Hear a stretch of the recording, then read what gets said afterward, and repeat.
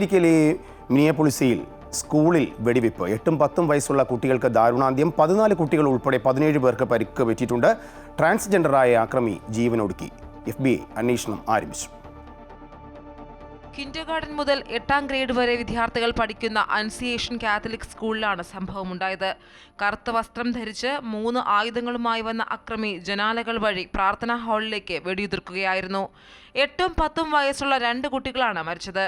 Class തുടങ്ങുന്നതിന് മുൻപ് കുട്ടികൾ പള്ളിയിൽ പ്രാർത്ഥനയിൽ പങ്കെടുക്കുമ്പോഴാണ് അക്രമി വെടിവെച്ചത്.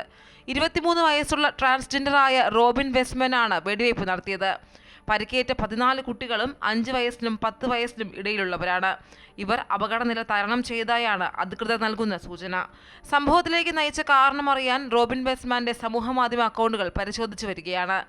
2 ദിവസം മുൻപാണ് സ്കൂളിൽ അധ്യയനം ആരംഭിച്ചത്. 395 വിദ്യാർത്ഥികൾ പഠിക്കുന്ന സ്വകാര്യ സ്കൂളാണ് ഇത്. ആഭ്യന്തര ഭീകരവാദം എന്ന നിലയിൽ FBI ആണ് കേസ് അന്വേഷിക്കുന്നത്. ദാരുണമായ സംഭവമാണിതെന്ന് US പ്രസിഡന്റ് ഡൊണാൾഡ് ട്രംപ് പ്രതികരിച്ചു.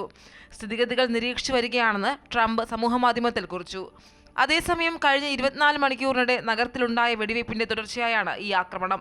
ചൊവ്വാഴ്ച ഉച്ചയ്ക്ക് മിനിയാപോളിസിലെ ഹൈസ്കൂളിന് പുറത്തുണ്ടായ വെടിവയ്പിൽ ഒരാൾ കൊല്ലപ്പെടുകയും 6 പേർക്ക് പരിക്കേൽക്കുകയും ചെയ്തിരുന്നു. മണിക്കൂറുകൾക്കുള്ളിൽ തന്നെ നഗരത്തിലുണ്ടായ മറ്റൊരു വെടിവയ്പിൽ 2 പേർ കൊല്ലപ്പെട്ടിരുന്നു. International desk, Amrita TV.